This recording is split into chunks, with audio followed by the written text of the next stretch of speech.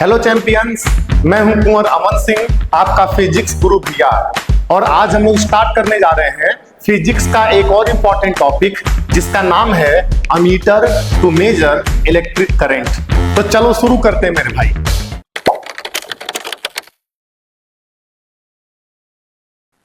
तो आ जाओ भाई, ध्यान से देखो हम लोग अमीटर पढ़ने जा रहे हैं। बात समझ में आ रहा है कि नहीं? अब ध्यान से देखना, अगर हम अमीटर की बात करते हैं तो ये अमीटर दो वर्ड से मिलकर बना हुआ है। अगर अमीटर वर्ड का संधि विच्छेद किया जाए, मतलब इसको ब्रेक किया जाए, बात समझ में आ रहा है कि नहीं? तो यहाँ पे तुम क्या लिखोगे भाई? यहाँ पे लिखोगे एम और यहाँ पे क्या लिखोगे? मीटर, क्योंकि अमीटर दो वर्ड से मिलकर बना हुआ है, एम प्लस मीटर। बात समझ में आ रहा है कि नहीं? अब ध्यान से देखना, अगर हम लोग एम की बात करते हैं तो एम का मतलब एम्पियर होता है और मीटर का मतलब मीटर होता है। अब ध्यान से देखना, एक बात हमको ये बता दो भाई कि एम्पियर किस फिजिकल क्वांटिटी का एसआई यूनिट होता है। बात समझ में आ रहा है कि नहीं? तो तुमको मालूम है जो एम्पियर है वो इलेक्ट्रिक करंट का क्या होता है? एसआई यूनिट होता है। क्लियर है? अब ध्यान से देखो, मीटर का मतलब क्या होता है? टू मेजर, मतलब एक ऐसा इंस्ट्रूमेंट जो क्या मेजर कर रहा होगा? एक ऐसा इंस्ट्रूमेंट जो किसी भी सर्किट में इलेक्ट्रिक करंट के फ्लो को मेजर कर रहा होगा, उस इंस्ट्रूमेंट का नाम क्या होगा? अमीटर।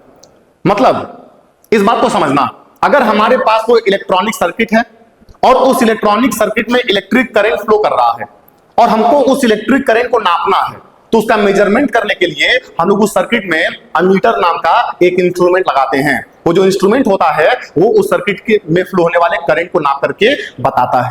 बात समझ में आ गया कि नहीं? चलो भाई आगे बढ़ते हैं। ध्यान से देखो यहाँ पे क्या लिखा गया है। यहाँ पे लिखा गया है an ammeter is an instrument used to measure the electric current flowing through a circuit.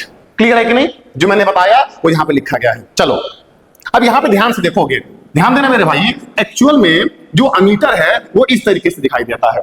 ये तुमको अपने फिजिक्स के लैब में देखने को मिलेगा। जाके स्कूल में अपने टीचर से बोलो कि सर मुझे अमीटर दिखाइए, वोल्ट मीटर दिखाइए, गैल्वेनोमीटर दिखाइए, तो वो तुमको दिखाएंगे।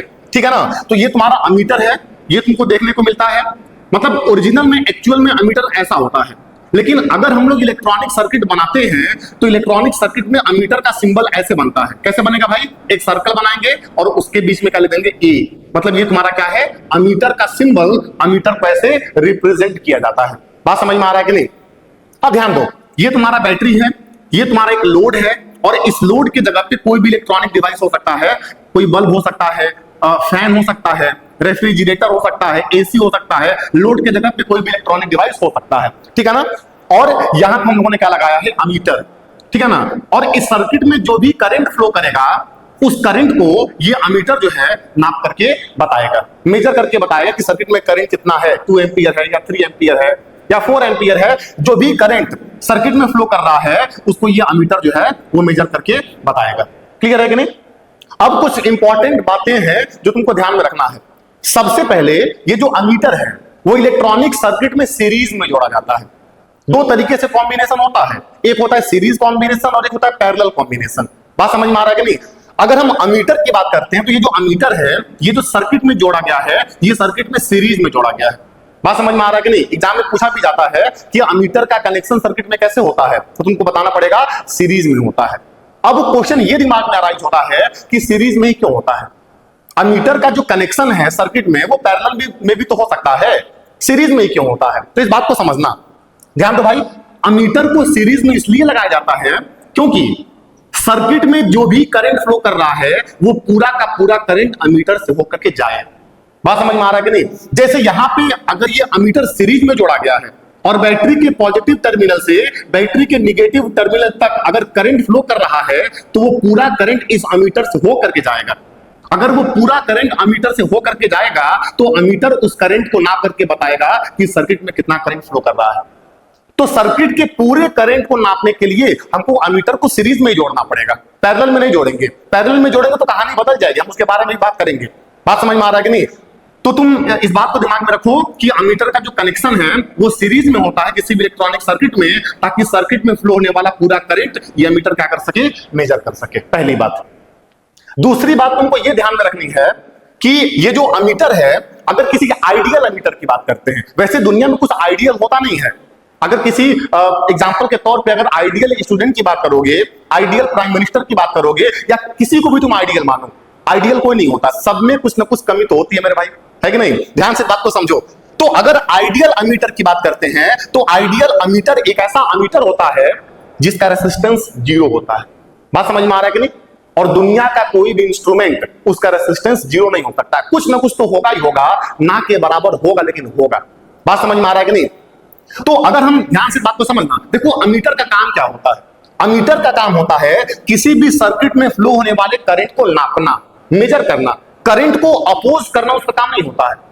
तो अगर इस अमीटर के पास रेसिस्टेंस आ जाएगा तो रेसिस्टेंस क्या होता है? करंट को अपोज करने वाली प्रॉपर्टी होती है। तो अगर अमीटर के पास रेसिस्टेंस आ जाएगा तो वो करंट को अपोज करेगा, और अमीटर का काम करंट को अपोज करना नहीं, करंट को मेजर करना है। इसीलिए हम लोग ये मान करके चलते हैं कि आइडियल अमीटर का जो रेसिस्टेंस होता है वो 0 होता है। क्या होता है भाई? 0 होता है। अगर इसका रेसिस्टेंस 0 होगा तो ये करंट को अपोज नहीं करेगा। अगर करंट को अपोज नहीं करेगा तो पूरा करंट इसके अंदर से फ्लो करके जाएगा और ये पूरे करंट को नापेगा। लेकिन अगर इसके पास रेसिस्टेंस होगा तो ये करंट को नापने के साथ साथ करंट को अपोज करना भी शुरू कर देगा। तो फिर दिक्कत हो जाएगा, सर्किट में जो एक्चुअल करंट फ्लो करना चाहिए वो फ्लो नहीं कर पाएगा। मान लो एक्चुअल करंट 3 एम्पियर का है और अमीटर लगते ही वो करंट नाप रहा है 2.9 एम्पियर, मतलब 0.1 एम्पियर करंट वो अपोज कर दिया, जो करना नहीं चाहिए। इसका काम करंट को नापना है, करंट को अपोज करना नहीं है। तो इसीलिए हम लोग ये मान करके चलते हैं, अगर आइडियल अमीटर की बात करेंगे तो आइडियल अमीटर का रेसिस्टेंस 0 होता है। वो इस बात को इंश्योर करता है कि अमीटर का काम करंट को मेजर करना है, करंट को अपोज करना नहीं है। क्लियर है कि नहीं? एक और बात तुमको आखिरी में, लास्ट बात है, तुमको ध्यान में रखना है। क्वेश्चन ये पूछा जा सकता है कि अगर अमीटर को पैरेलल में जोड़ेंगे तो क्या होगा, जो मैंने बताया था कि मैं बताऊंगा। अगर अमीटर को पैरेलल में जोड़ेंगे, मान लो ये लोड है, बात समझ में आ रहा है कि नहीं? और मैंने क्या कर दिया भाई, ध्यान से देखो, मैंने क्या कर दिया, यहां पे जो अमीटर है वो इस लोड के पैरेलल में जोड़ दिया। बात समझ में आ रहा है कि नहीं? तो अगर हम लोग इस अमीटर को पैरेलल में जोड़ेंगे तो अगर यहां से करंट आ रहा है, यहां से करंट आ रहा है, और हम ये मान करके चलते हैं कि अमीटर का जो रेसिस्टेंस है वो नेग्लेजिबल होता है, ना के बराबर होता है, तो ये बताओ ये लोड तो रेसिस्टेंस ऑफर करेगा करंट को। क्लियर है कि नहीं? और अमीटर का रेसिस्टेंस 0 है, मतलब ना के बराबर है, तो पूरा करंट यहां से फ्लो करके जाएगा, लोड में करंट आएगा ही नहीं। क्योंकि जिस रास्ते में रुकावट है उस रास्ते में करंट क्यों जाएगा? इस रास्ते में रुकावट नहीं है, इसका रेसिस्टेंस नेग्लेजिबल है, तो जो करंट है वो लोड से जाने के बजाय अमीटर से जाना चालू कर देगा। और अगर ये आइडियल अमीटर है तो आइडियल अमीटर का जो रेसिस्टेंस है वो तो 0 होता है। तो अकॉर्डिंग टू ओम्स लॉ अगर रेसिस्टेंस 0 हो जाएगा तो करंट हमारा इनफाइनाइट हो जाएगा, क्योंकि इनवर्सली प्रोपोर्शनल होता है। बात समझ में आ रहा है कि नहीं? तो अगर पूरा करंट यहां से फ्लो करके जाएगा, अगर इसमें करंट इनफाइनाइट हो जाएगा तो करंट के इनफाइनाइट होने से यहां पे शॉर्ट सर्किट होगा और हो सकता है हमारा जो इंस्ट्रूमेंट अमीटर है वो जल जाए, फॉल्ट कर जाए। बात समझ में आ रहा है कि नहीं? इसीलिए हम लोग अमीटर को पैरेलल में नहीं जोड़ते हैं। पैरेलल में जोड़ेंगे तो शॉर्ट सर्किट होगा, करंट जो है वो लोड से जाने के बजाय अमीटर से जाना चालू कर देगा, और अमीटर का रेजिस्टेंस नेग्लिजिबल है तो करंट इनफाइनाइट हो जाएगा, और ज्यादा करंट फ्लो करने की वजह से हमारा अमीटर इंस्ट्रूमेंट जल जाएगा। बात समझ में आ रहा है कि नहीं? तो ये बहुत इंपॉर्टेंट बात है। ये फिजिक्स के टीचर जो है जो लैब में तुमको पढ़ाते हैं वो सारी बातों को तुमको सिखाएंगे। क्लियर है कि नहीं? चलो भाई आगे बढ़ते हैं। यहाँ पे वही सारी बातें लिखी गई हैं। कनेक्शन ऑफ अमीटर, जो अमीटर है वो हमेशा सीरीज में जोड़ा जाता है। फिर क्या बोल रहा है भाई, अमीटर को सीरीज में क्यों जोड़ते हैं? सीरीज में इसलिए जोड़ते हैं ताकि सर्किट में जो भी करंट फ्लो करेगा वो पूरा का पूरा करंट अमीटर नाप करके हमको बताएगा। यहाँ पे वही बात लिखा गया है। समझ में आ रहा है कि नहीं? चलो अगर बात करते हैं आइडियल अमीटर के रेसिस्टेंस के बारे में, तो आइडियल अमीटर का जो रेसिस्टेंस है वो 0 होता है। 0 इसलिए होता है क्योंकि अमीटर का काम करंट को मेजर करना है, करंट को अपोज करना नहीं है। क्लियर है कि नहीं? फिर क्या बोल रहा है भाई, an ammeter should never be connected in parallel because it may cause a short circuit and damage the instrument। Parallel में जोड़ोगे तो शॉर्ट सर्किट होगा और हो सकता है तुम्हारा इंस्ट्रूमेंट क्या हो जाए, डैमेज हो जाए। क्लियर है ना? चलो भाई आगे बढ़ते हैं। अब छोटे छोटे क्वेश्चन यहाँ पे सॉल्व करेंगे। क्या बोल रहा है, which instrument is used to measure electric current in a circuit। बहुत आसान है, अमीटर होगा। क्लियर है कि नहीं? चलो हम वोल्ट मीटर के बारे में भी पढ़ेंगे, गैल्वेनोमीटर के बारे में भी पढ़ेंगे और रियोस्टेट के बारे में भी पढ़ेंगे, सब सिलेबस में है तुम्हारे। ठीक है ना? चलो आगे बढ़ते हैं। Ammeter is connected in circuit, series में जोड़ा जाता है भाई, पैरेलल में तो बिल्कुल भी नहीं जोड़ेंगे। चलो आगे बढ़ते हैं। अब बोल रहा है the SI unit of current measured by an ammeter is, मतलब अमीटर जिस करंट को मेजर करता है उसका यूनिट क्या होता है, तो एम्पियर होता है। ठीक है ना? चलो आगे बढ़ते हैं। अब क्या बोल रहा है, आइडियल अमीटर का रेसिस्टेंस 0 होना चाहिए। वैसे कोई एमीटर आइडियल नहीं होता है, कोई भी इंस्ट्रूमेंट आइडियल नहीं होता है, तो रेजिस्टेंस जीरो के बराबर हो नहीं सकता है, ये इम्पॉसिबल है। लेकिन ये मान करके चलते हैं, एज्यूम करते हैं अगर आइडियल एमीटर है तो रेजिस्टेंस क्या होगा, जीरो होगा। क्लियर है कि नहीं?